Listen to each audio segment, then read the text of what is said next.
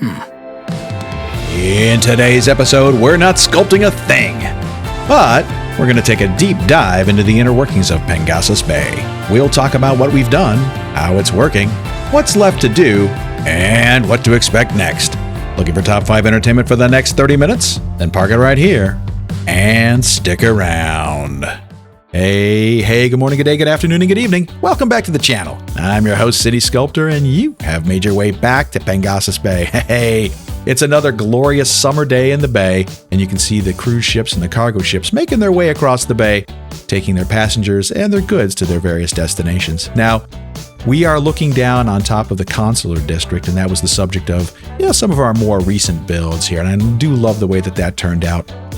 With our big government building sitting on that hill, looking down the promenade through breathtaking World Park and on into downtown. I think that really turned out nice. And I just love the way that this city has shaped up over the last year that we've been building it. It's been a long project, and I think it's a fun place to call home. So today's episode is going to be a little bit different. We're not going to be doing a build in that traditional sense. In fact, we're going to be doing more of a review. I want to talk to you a little bit about the state of Pengasas Bay because I've had a lot of viewers reach out to me and ask me, hey, Sculptor, can you tell me a little bit about maybe the transportation network or how are education services doing in the city? Hey, show me a little bit about your budget. And we're going to do that. We're going to walk through a whole variety of different elements in this episode today. We're going to talk about the city demographics and some of the challenges we face there. I'm going to talk about some of the upcoming episodes that I want to do here to kind of round out Pengasas Bay, because I originally had a plan to build about 40 different episodes for the city. We're already up to 49 now, and I can hardly believe it. But I think we've just got a couple episodes to go. And then I want to talk to you a little bit about the economy, the budget, and taxation and so forth, and the supply chain. I want to chat a little bit about services, with respect to healthcare, fire and police, education, and so forth. Let's talk a little bit about transportation in the city and what we're seeing. And then health services, let's touch on entertainment, maybe the communications network and postal services, and then also on pollution. I want to talk a little bit about pollution in the city. I think we've done a good job of managing that, but I want to take you through it step by step. All right. Well, I just threw a ton at you guys. So with all that as a backdrop, let's do this. So we're looking across at downtown right now, and this is our very modest but elegant downtown here in Pengasas Bay, and you can see a lot of the traffic coming and going. I wanted to start off with downtown because I wanted to just take a look at how some of the city demographics are playing out. As you can see down here at the very bottom of the screen, our population number right now is at about 127,000. And why that's a big deal is because we've spent, let's just call it a half a dozen episodes or so, building out a ton of new residences here in Pengasas Bay. And we've seen this number steadily decline. And that's disappointing. And I think, one of the challenges here, let me just jump across the bay. As you recall, we came into, the Island View Park area. We added 2,100 households there. The Old Northeast, another 1,400. Vesper Beach, another 4,200 households. And then also we came over here in Brackwater Basin and we added another 2,000 or 2,100 households. And what we did is we added some 10,000 households throughout the city because we had this residential demand to do so. You can see the residential demand is still very strong, but yet we watched our number decline from 133,000 all the way down to 127. Now, that was a bit of alarming to me. And so I thought, well, let's put in some additional jobs to give these people someplace to work. And so we built out the Port of Pengasas Bay and we added 4,300 jobs there. And then we built out, again, Brackwater Basin and added another 2,300 jobs down there. What was this one again? Port of Pengasas Bay? Yeah, 4,300. So we added another 7,000 jobs into the city. And I also came back into Roughneck Isle and added a bunch of production down in here as well. And now we've got over 13,000 available opportunities, but only 7,500 employees are working them. And so it really started to not add up to me. And I went out online and I saw that there was a bug that was reported that was causing populations within cities to kind of cap out at this 125 to 130,000 population number. And I don't know if it's a known bug by the developers, but I saw a number of conversations about it on Reddit. And they talked about how this is where people were kind of maxing out their population, and it didn't seem to matter what they did. That number was kind of maxing out in that ballpark, and that's disappointing if it's in fact true. But they did have a fix for it, and that fix was to come in and delete all of your parks and recreations assets, and that just didn't sound like a really appealing opportunity for me, because as you look throughout Pengasas Bay, you can see we've got a lot of parks and rec all throughout the city, and I just don't know that that's something that we want to involve ourselves with. But anyhow, so I think that there's some challenges here with respect to our population, and we're not going to be able to grow that. That's really disappointing, but take heart. It really kind of maybe points us in the direction which would be let's start thinking about our next great city in Grand Vanillica. So let's talk a little bit about what's left to do here in Pengasas Bay in terms of what I've got scheduled to do.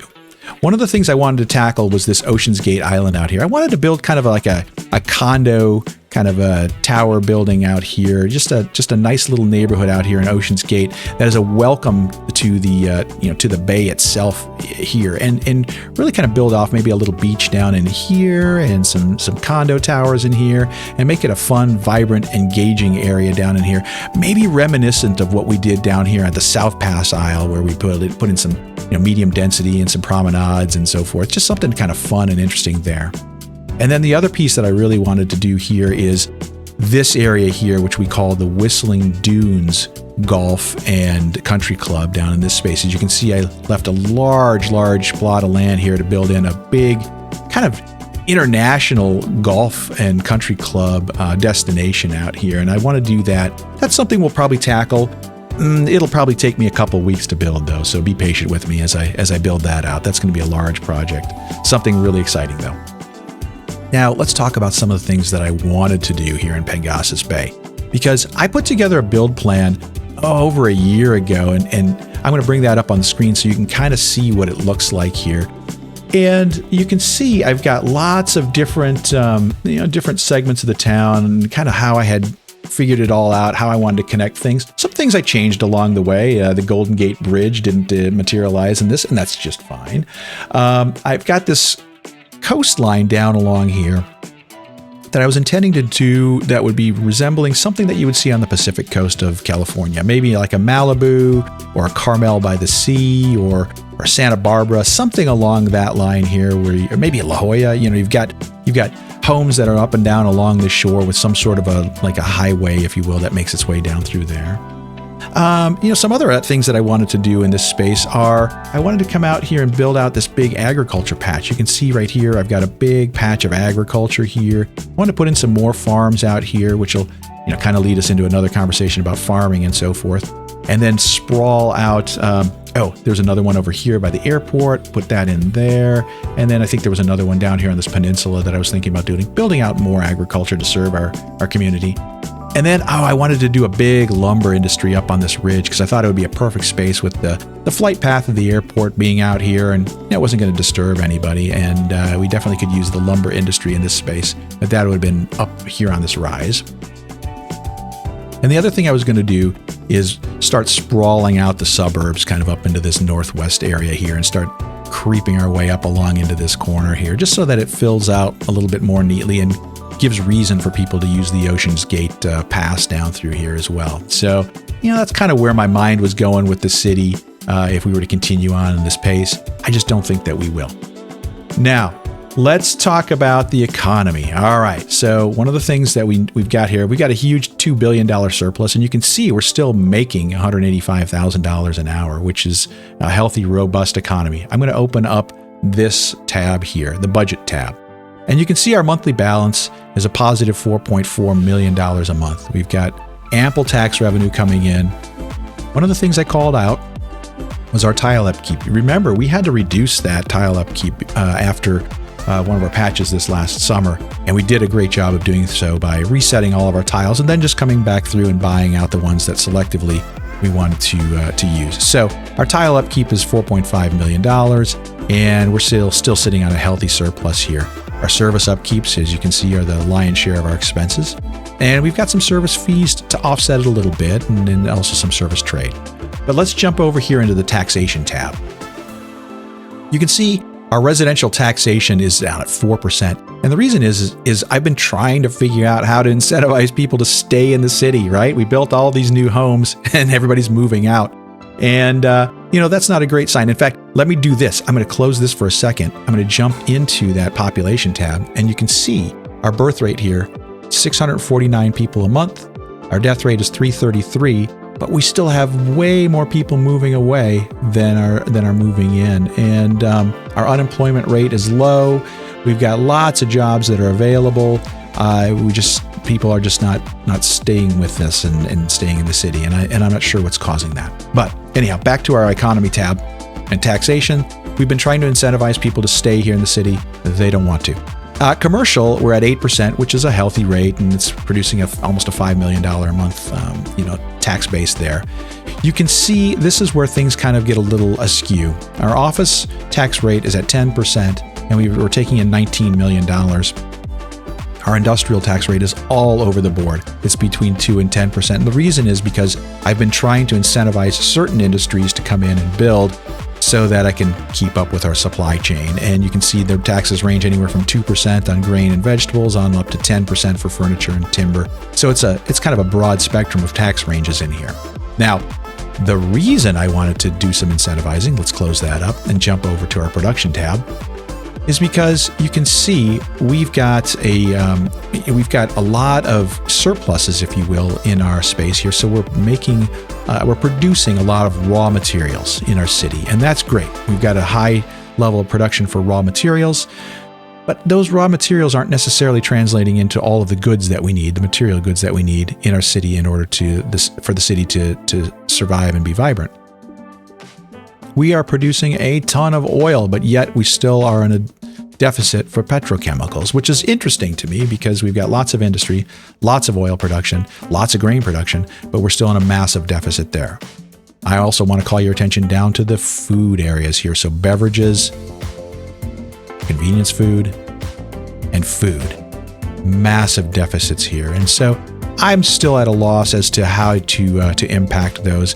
When I increased my agriculture businesses all throughout the city, and then came back in and put in a whole bunch of new industries, incentivized them tax-wise, it still didn't seem to really matter on these numbers. And when you can see, even with the massive subsidies that I've got and the expansion of all of our production, it's still resulting in a huge, huge deficit. So it's unclear to me how to best manage that. And maybe we'll be a little more successful in our next city as well. But that's a bit of an alarming piece because it means we're having to bring in all of our food and drink from outside of Pengasas Bay. All right, so that's a little bit on our supply chain there. Let's jump down to let's talk about services. Our services tab here, you can see I've got all these budgets set at 100%, and that's pretty consistent across the board here. You can see that we're spending a lot of money on parks and rec throughout the city, probably way too much, and that's okay because we did some things that are a little unusual, especially with our big Sports Technology Institute and so forth. We're spending a lot of money on education and research, which is always good to help educate our students. And then healthcare and death care, we're spending a large chunk of money on that as well, just to make sure everybody's healthy and is living a good life here in Pengasas Bay. Another big dollar number here is in our transportation, and we've got a wide variety of transportation services throughout the city, and we'll talk about those a little bit here. What I want to do is I want to open up our little information views tab here and just start taking a little bit of a look at each one of these. Let's start with healthcare.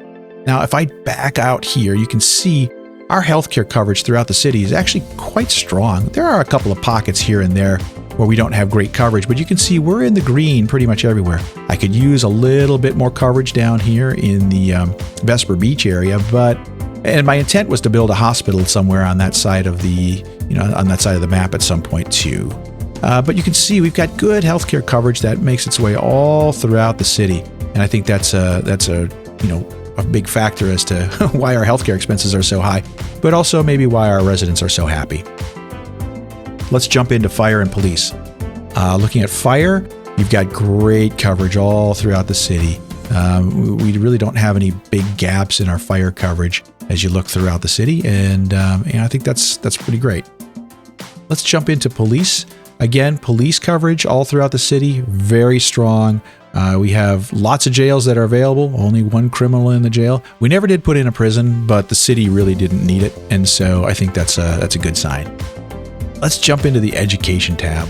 Now, here's something I want to spend a little bit of time on because it's really something that I don't fully understand. Now, if you take a look around the city here, our education distribution is quite excellent.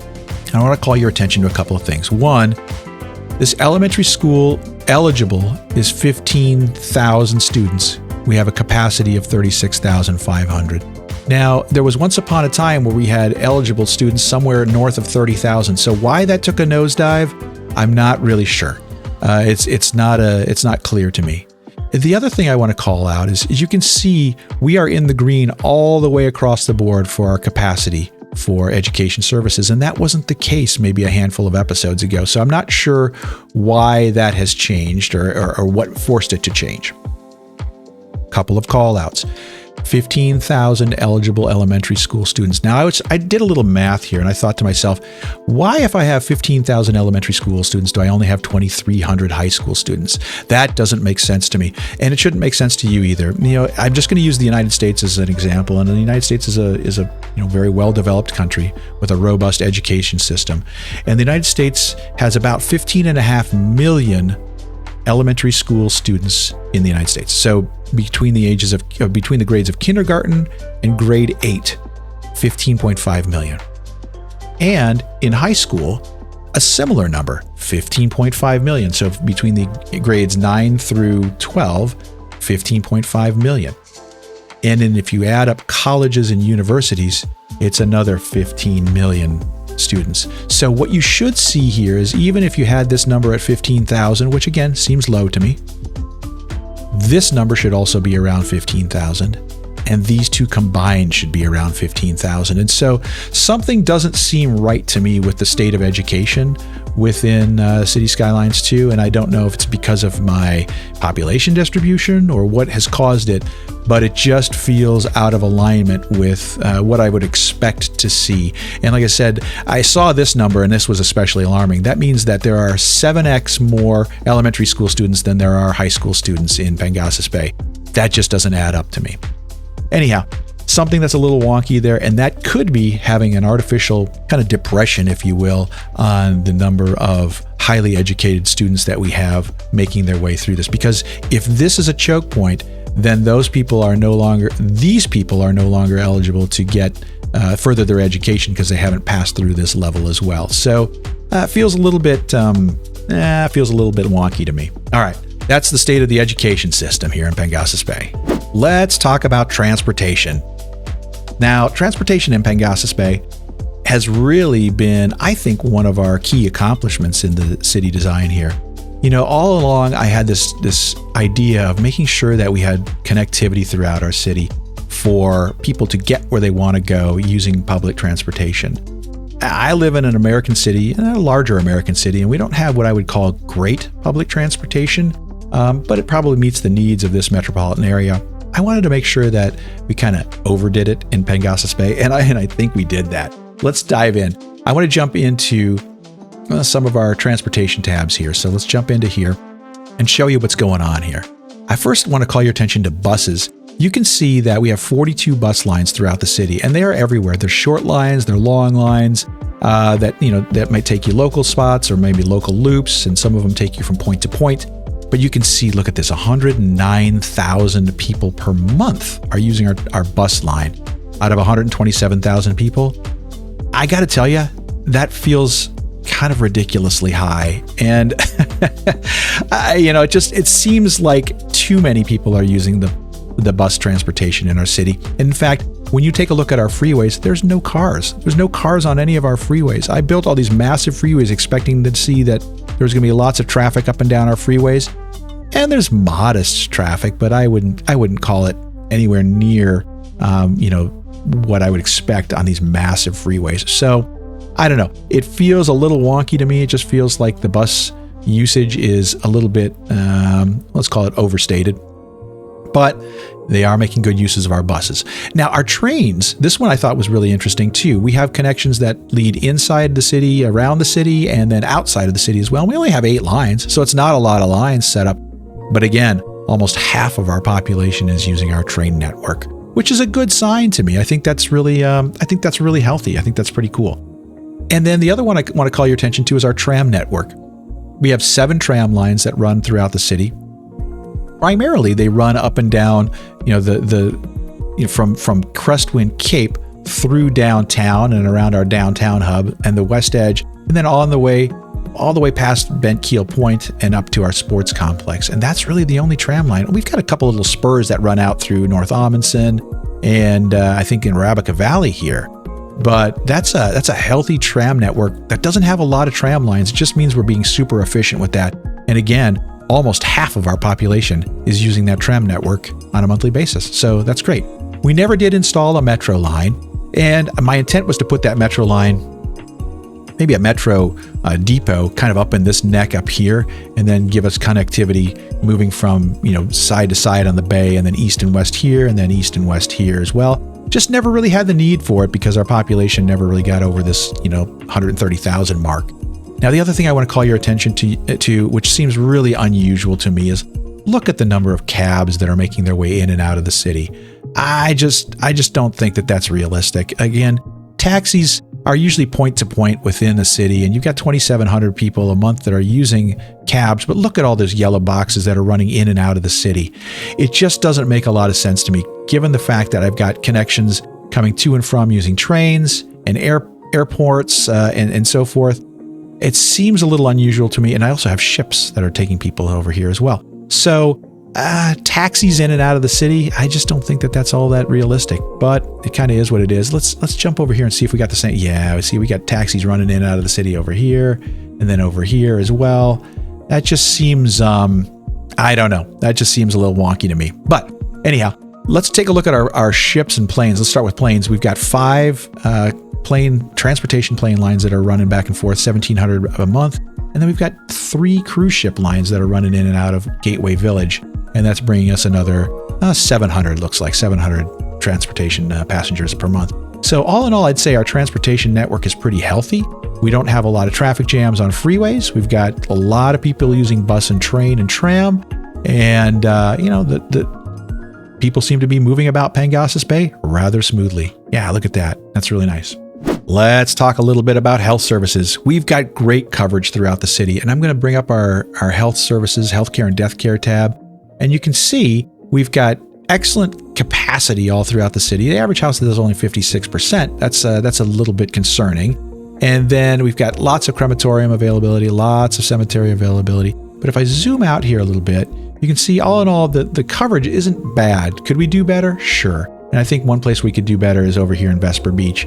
I didn't put any healthcare services over in this space here, and it's kind of a ways from this little small medical clinic all the way over to this little small medical clinic over here. And I think I mentioned earlier on that my intent was at some point to drop in a hospital somewhere down along here. Probably would have been down along the freeway, something like that, just to give us better coverage in this area. But all in all, I think, the healthcare coverage throughout the residential areas of Pengasas Bay is really quite solid. And, I think we're in a good spot there. As you recall, we built out this big Pengasas Bay Medical Center down in here. And we've got a medical university, we've got a disease control center and so forth. So we've even got our health research institute in here. It ended up being a really good addition to the city, and I think went a long ways to address the health and satisfaction of the residents of Pengasas Bay. We can't talk about entertainment without talking about our Sports Technology Institute. Yeah, this was a fun build that we did where we built out a massive sporting complex out here up on the hills overlooking the bay. We've got our basketball arena down here on the, right along the coast. A large array of basketball courts out here, tennis courts down here along the shore, soccer fields in here, and of course lots of housing for all of the athletes coming in to do their training. Practice fields all the way down along here with our big stadium that we did, our vanilla style stadium. Yeah, so let's jump out and take a look at our entertainment and Parks and Recs tab here. Now you can see a lot of blue squares all throughout, or blue hexes all throughout the city here. We saturated Pengasas Bay with parks and rec spaces, and you can see our coverage Our park coverage is good, excellent, I would say, all throughout the city. Maybe a notable exception being down here in Breckwater Basin, but that's okay. We've got green coverage all throughout, and as you can see, there are probably a couple hundred parks scattered all throughout the city.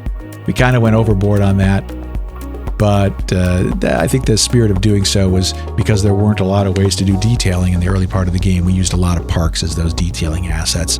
Now we've got great coverage, great engagement all throughout the city. And like I said, that wasn't by design. I think it was really kind of out of necessity just to add some flavor and some flair to the Pengasas Bay area. Let's jump on over into our telecom tab here. If I open that up, you can see our coverage, network coverage all throughout the city is excellent. I mean, it's just great. You can see green patches all throughout the city, and one of the notable exceptions, though, is kind of this southeast corner of the bay down here, where we have Breckwater Basin and Roughneck Isle. You can see red coverage in there. That means we just don't have network quality out here, and that makes sense because our closest telecom tower is a radio mast over here. Never really built that out down here in the Roughneck Isle area, and we didn't get that into Breckwater Basin as well. But we've got good coverage. Now let's toggle on over to the Postal tab here, and I would say our Postal tab is so-so. You can see we can process not quite as many as we're taking in terms of our parcels in the mail area. There's a lot of green throughout the map, but there's also a lot of red as well, and there's a couple of reasons for that. The Postal process, the services weren't working really well in the early part of the game, and so I just kind of ignored them. I eventually came along and dropped in our big mail sorting center down here in the Port of Pengasas Bay, our big postal sorting facility. And I dropped in a couple of mail stations here and there. It's kind of scattered throughout, maybe one down here in Breckwater. There's the one down at the yacht club.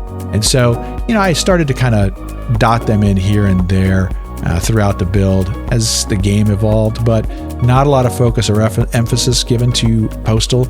I think that's something we could have done a better job on, had the game supported it earlier on, but it's something to think about to weave into our next city. Now, the final tab I want to take you guys through are our tabs, I should say, are our pollution tabs. And there have been a lot of questions about that. Sculptor, how do you do this? You've got so many industries and so forth. Well, let's take a look at first the air pollution. Now, if I zoom way out, you can see that the air pollution, by and large, is relegated to this corridor, if you will, in the East Bay. And then, of course, we've got some of our factories and producing areas down here as well, down in the southeast. Just a couple little dots here and there where there's some air pollution, but let's jump in here and take a look. We've got all these industries down in the Port of Pengasas Bay, and that wind direction, as you can see, is blowing to that east. And so I was really mindful of that when I first started setting the city up, which is why I built Crystal Point. Wow, this goes all the way back to, episode 6? I built Crystal Point down in this space knowing that I would never put residential down in this area here. And you can see we've got so much industry here, and all this air pollution is blowing out across the East Bay Meadows and then on through Blacksmith's Rise and then off the map to the east. And so it really never puts any of our residents in, in harm's way. You can see there's just a little bit down in here. There's a crematorium, but the Pengasas Bay Yacht Club, not impacted. Neither is even Breckwater Basin, not even the residents down in here. Now, we have a couple residents up here by Melipona Mountain that are getting some of this air pollution, and that's coming from the Parrot Coast Energy Park that's in this space down in here. But by and large, the residents of Pengasas Bay are not impacted at all. You've got a lot of residents down here, and of course up in this space here as well. There's just this modest little industrial park up by the airport, but you can see none of that's making its way down to Aviators Ridge or the university. So I think all in all, we're in good shape there from an air pollution standpoint. Let's continue on over to the ground pollution. As you can imagine, it lines up pretty well with the air pollution. You've got your big, filthy industries here in the Port of Pengasas Bay, Crystal Point, Parrot Coast Energy Park, and of course the Blacksmith's Rise and Blackwater Basins area. You can see the ground pollution is solid over there as well. But again, out of the way of our residential spaces here in the yacht club, of course the island, and then of course the kind of the west edge, if you will, in the Arabica Valley. Far from the ground pollution. That's all being kicked up over here in the East Bay. If we go to noise pollution, a lot of the areas you would expect it to be in the highly densely populated areas here down along freeways, along the port and the industry areas, the farming areas. Farming, I think, is kind of interesting. It shouldn't be very noisy. Most of the farms I've been around are not noisy at all. But anyhow, you can see a lot of the industry down over here is a source of noise pollution and so forth. So I think all in all, it makes a lot of sense. And then, of course, last but not least is our water pollution. And you can see we don't really have any water pollution. I've got a couple of little aquifers that have been poisoned off by, some industry here, back up in here. But that one seems to be healing a little bit. But all in all, all the aquifers, these water sources are clean and clear. We early on in the game stopped pumping filth into the sea. And in fact, I think we had put in our very first water treatment plant right down here in the Gateway Village area. So it was a little modest water treatment plant, but it immediately allowed us to stop pumping, all of our garbage into the ocean. So not a lot of water pollution to speak of. In fact, none other than those previously mentioned aquifers. So there you have it. All right, from high atop our perch here in the observation tower in downtown Pengasas Bay, we're going to turn an eye to the west and take a look at the areas that are going to cover our next couple of builds. Yeah, as we start to really wind down the series, I want to just take a look at those areas. As you recall, we mentioned Ocean's Gate out here, and I want to build a nice big, maybe condominium and residential community out there with some fun shopping and so forth. And then maybe a little beach as well. And then, of course, if you look over in this area over here, we want to build this big, like a national golf complex out there, which would include Whistling Dunes Golf and Country Club, and maybe a venue that's large enough to hold a pro tournament or something like that. I don't know. We'll see. That's going to be a big project, a large endeavor. It's probably going to take me a couple weeks to build out, but I think that should be a lot of fun. Now, just as a reminder, this channel is nothing without you, the wonderful viewers. And so, I want to hear from you. Tell me what your thoughts are as we start to wind down this series, Pengasas Bay. But also, I'm excited about what we have in the future, our next big city build here in Grand Vanillica. And, give me some thoughts on what you would like to see in the next city. Now, make sure to leave us a comment below, because I love hearing from you, and the engagement really helps to distribute our content to a wider audience. A big shout out to and a thank you to all of our members, both here and over on our Patreon site. Your generosity is much appreciated. Now, also, while you're at it, be sure to chip away at that like button and hammer that subscribe button to stay up to date with all the happenings here in Pengasas Bay and our Grand Vanillica series as well. Okay, well, with all that, I'm going to bid you guys a fond farewell, and until next time, good morning, good day, good afternoon, good evening, and good night.